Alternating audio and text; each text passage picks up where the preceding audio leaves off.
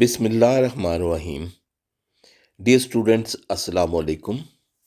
Chemistry curriculum for class 12. We are discussing chapter number 5, which is about group 2 elements.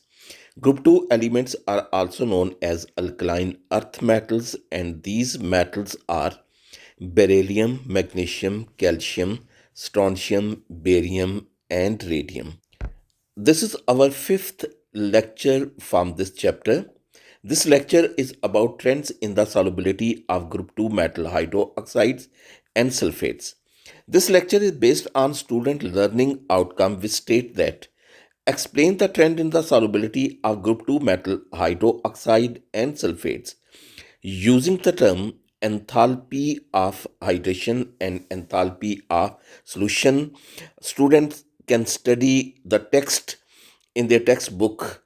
The topic is 5.5 uh, trend in the solubility of group 2 metal hydroxides and sulphates. Dear students, आप इस lecture में ये learn करेंगे कि group 2 metal के hydroxides और sulphate की solubility down the group कैसे वेरी करती हैं, और आप इस वेरिएशन को enthalpy of hydration, lattice energy और एंथैल्पी ऑफ सॉल्यूशन की मदद से कैसे एक्सप्लेन कर सकते हैं. तो डियर स्टूडेंट्स, हम अपना लेक्चर शुरू करते हैं. सबसे पहले solubility of group 2 metal hydroxide. We observe that solubility of group 2 metal hydroxide in water increases down the group. जैसे आप देख रहे हैं अपनी स्क्रीन पर कि beryllium hydroxide is insoluble in water, magnesium hydroxide is sparingly soluble, calcium hydroxide is slightly soluble, strontium hydroxide is more soluble, and barium hydroxide is completely soluble in water. So trend is that solubility increases down the group. हम ये भी observe करते हैं कि ये solubility में जो increase है ये ग्रुप 2 मेटल आयंस पर डिपेंड करती है, यानी उनकी नेचर पर डिपेंड करती है. कैसे? सबसे पहले हम ये देखेंगे कि डिसोल्यूशन प्रोसेस जो है वो किसी आयनिक कंपाउंड का वाटर के अंदर जो है वो 2 स्टेप में कंप्लीट होता है. फर्स्ट स्टेप में मेटल हाइड्रोक्साइड, जब इसको हम वाटर में प्लेस करते हैं तो ये अपने आयंस में डिसोसिएट हो जाता है. आयन में जब ये डिसोसिएट होगा तो इसमें आयन आयन बॉन्ड जो हैं या ion ion forces of attraction जो हैं वो ब्रेक करती हैं, और इस प्रोसेस में एनर्जी एब्जॉर्ब होती है, और ये एनर्जी कहलाती है lattice energy. Lattice energy is energy required to break the ionic bond into oppositely charge ions. तो लेटेस्ट एनर्जी एब्जॉर्ब करके एक एंडोथर्मिक प्रोसेस के जरिए metal hydroxide oppositely charge metal ions और हाइड्रोक्सिल आयंस में डिसोसिएट हो जाते हैं. दूसरा स्टेप, इन आयंस की फॉर्मेशन के बाद वाटर के मॉलिक्यूल्स इन आयंस को सराउंड करते हैं, इनको इनके साथ इंटरैक्ट करते हैं, यानी इन पर फोर्सेस ऑफ अट्रैक्शन एक्सर्ट करते हैं. ये अपने डायपोल जो हैं ये इन मेटल आयन की तरफ डायरेक्ट करते हैं. So water molecules will surround the positive ion through their negative oxygen and they will surround the OH ion through their positively charged hydrogen end. ये प्रोसेस हाइड्रेशन कहलाता है, और ये जो फोर्सेस हैं आयन और इन वाटर मॉलिक्यूल के दरमियान ये आयन डायपोल फोर्सेस कहलाती हैं. इन आयन डायपोल फोर्सेस की वजह से एनर्जी रिलीज होती है. वो रिलीज होने वाली एनर्जी हाइड्रेशन एनर्जी कहलाती है, यानी हाइड्रेशन का प्रोसेस एक्सोथर्मिक है. So hydration energy is the energy release when ions interact with the water due to ion dipole forces. हम इस प्रोसेस को यूं भी स्केच कर सकते हैं। मेटल हाइड्रो ऑक्साइड वाटर में डिसॉल्व होते हैं to form positively charged ions and OH ion, and this ionization or solubility or dissolution process is completed in two step. First step में metal hydroxide dissociate करता है into metal ion and OH ion.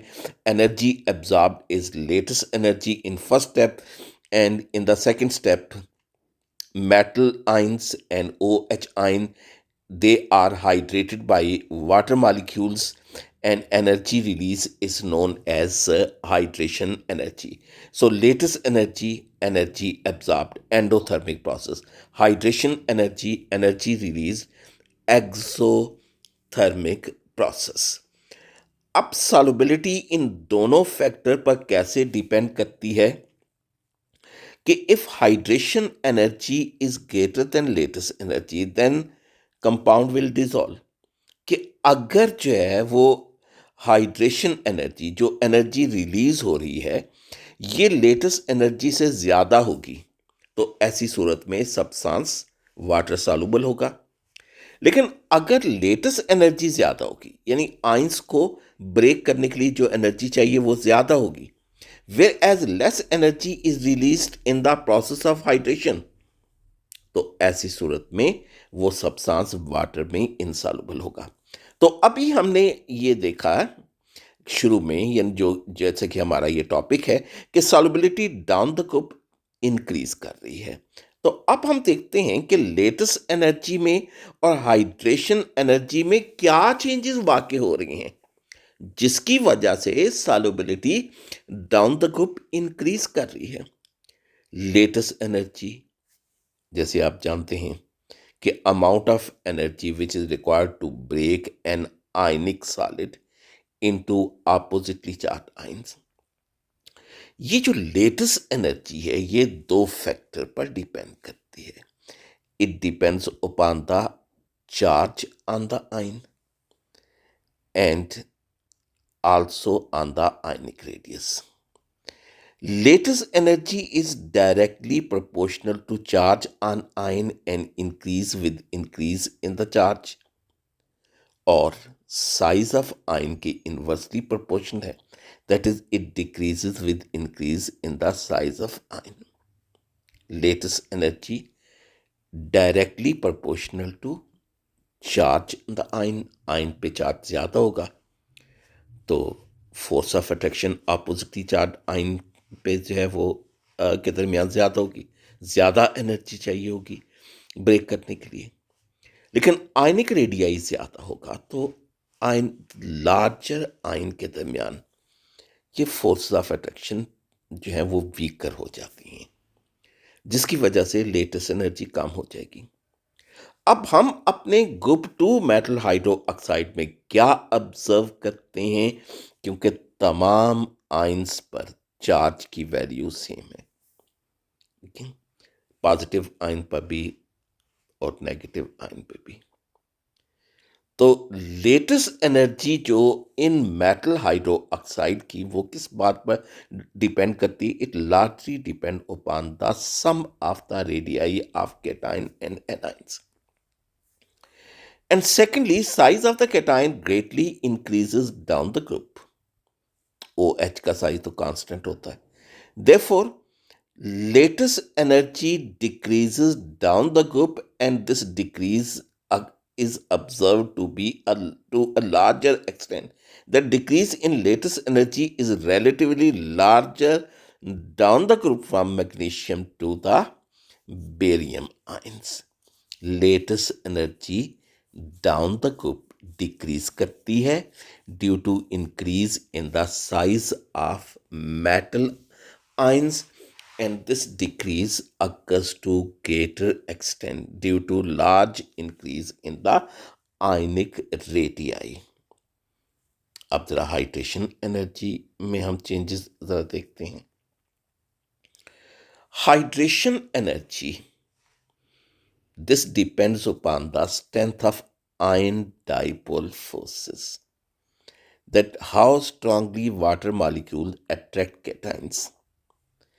It is also directly proportional to charge on the ions and inversely proportional to small ion.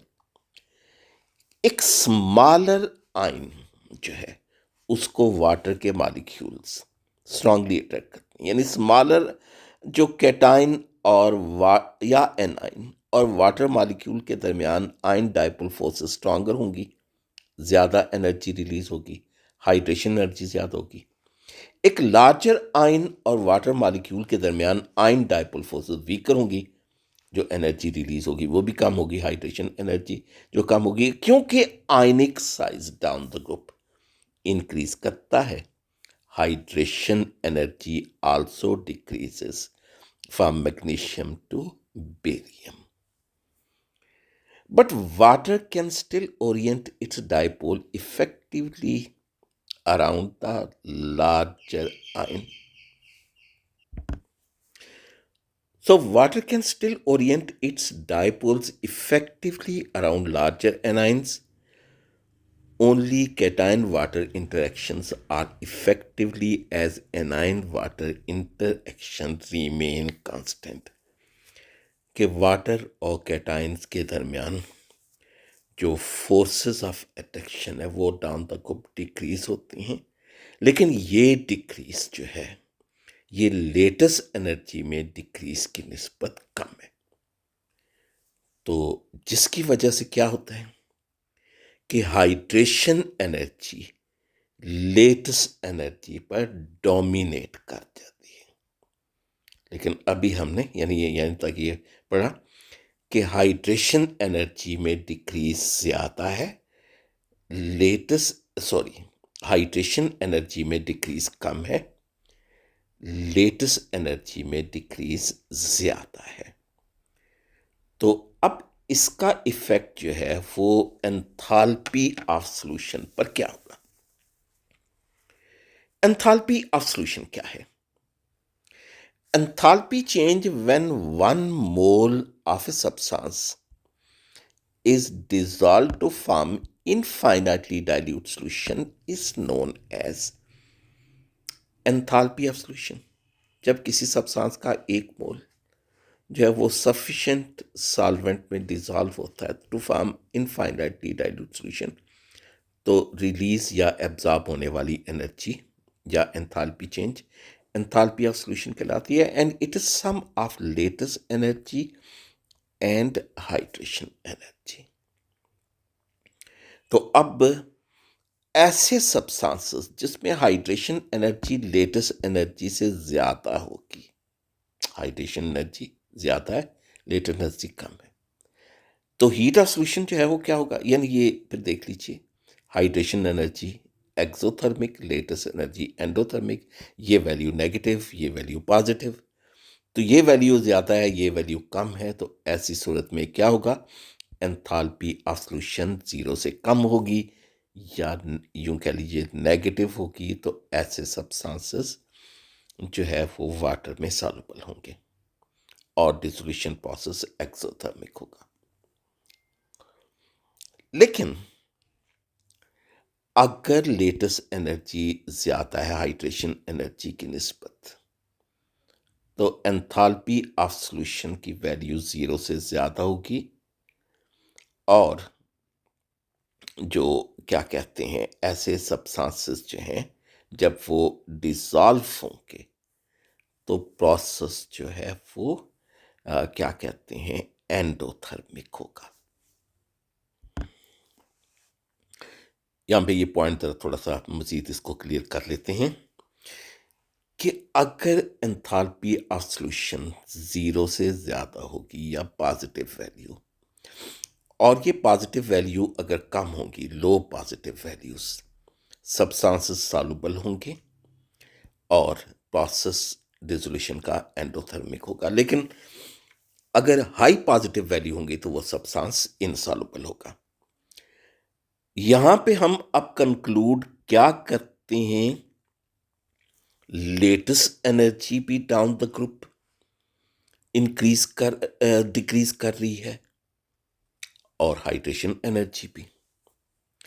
The latest energy of hydroxide decreases by larger values down the group, whereas hydration energy that decreases by lower values वो कम decrease कर रही है.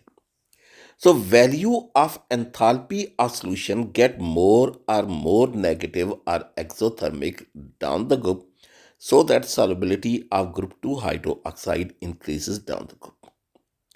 The compound is more likely soluble in water only if enthalpy of solution is negative or small positive values. तो एक दफ़ा फिर आप देख लीजिए कि क्या कंक्लूजन हुआ कि ग्रुप 2 मेटल के जो हाइड्रो ऑक्साइड्स हैं उनकी solubility down the group increase करती है, क्योंकि इस केस में down the group latest energy में जो डिक्रीज हो रही है वो ज़्यादा है डाउन द ग्रुप, और हाइड्रेशन एनर्जी में जो डिक्रीज है डाउन द ग्रुप वो कम है.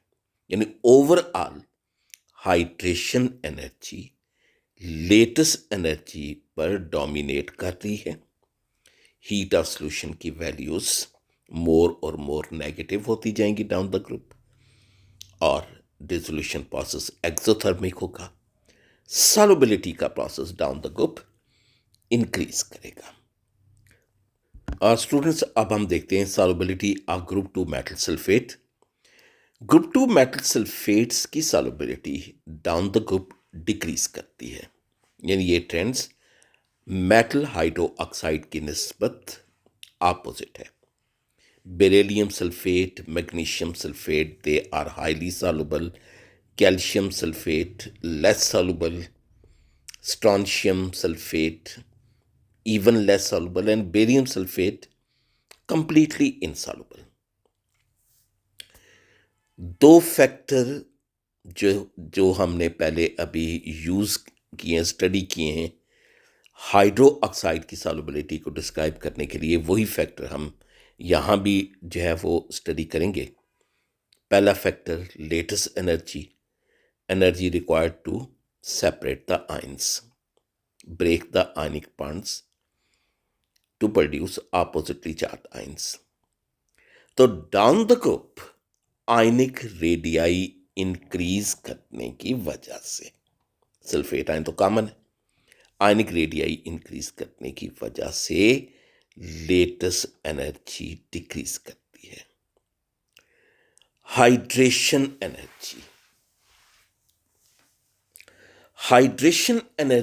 Energy release when ions interact with water.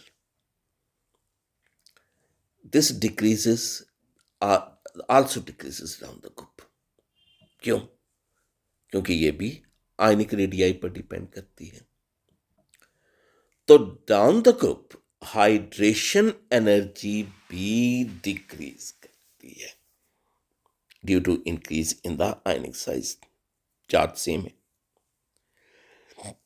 So for group 2 sulfates, both the latest energy and hydration energy decrease down the group, but decrease in late hydration energy is more or greater down the group as compared to latest energy. So later energy now dominate the hydration energy, and enthalpy of solution become more and more positive. So solubility decreases down the group. तो यहाँ पे opposite process कि latest energy down the group decrease करती है लेकिन ज़्यादा decrease नहीं करती, लेकिन इसके मुकाबले में हाइड्रेशन एनर्जी वो ज़्यादा डिक्रीज करती है, क्योंकि अब जो है वो मेटल आयन के साथ सल्फेट आयन भी बिगर आयन मौजूद है. हाइड्रोक्साइड में क्या था, OH आयन स्मॉलर, यहाँ पे क्या है सल्फेट आयन लार्जर. तो इस वजह से जो हाइड्रेशन एनर्जी जो है वो क्योंकि ज़्यादा डिक्रीज कर रही है, लेटेस्ट एनर्जी डोमिनेट करेगी, तो value of enthalpy of solution will become more than zero, and the value of enthalpy of solution will become more and more positive down the group, so solubility decreases. Students, ये important examination question देख लीजिए. Number one, what is trend of solubility of group 2 metal hydroxide down the group? तो इसमें आपने briefly reason भी बतानी होगी. What is the number two, what is trend of solubility of group 2 metal sulphate down the group. Same इसी तरह से आपने आंसर लिखना होगा. Describe two factors which effect the solubility of ionic compound in water. ये latest energy और hydration energy, तो इनका कंपैरिजन भी आप लिखेंगे. Number four, how will you predict the solubility of an ionic compound in water with the help of latest energy and hydration energy? Number five, why solubility of group 2 metal hydroxide increases down the group? Number six, why solubility of group 2 metal sulfates decreases down the group? Number seven, why magnesium hydroxide is insoluble but barium hydroxide is soluble in water? Number 8, why barium sulfate is insoluble but magnesium sulfate is soluble in water. Number 9, predict which one is more soluble in water, calcium hydroxide or magnesium hydroxide. Number 10, predict which one is more soluble in water, magnesium sulfate or strontium sulphate. तो ये students important examination question है. ये topic highly conceptual, इसको अच्छी तरह समझिए. कोई point समझ में ना आया तो लेक्चर को एक दफ़ा फिर जो है वो सुनिएगा, और फिर भी समझ अगर कोई नहीं आता पॉइंट तो अपने सब्जेक्ट टीचर से कंसल्ट करें. अल्लाह हाफिज़.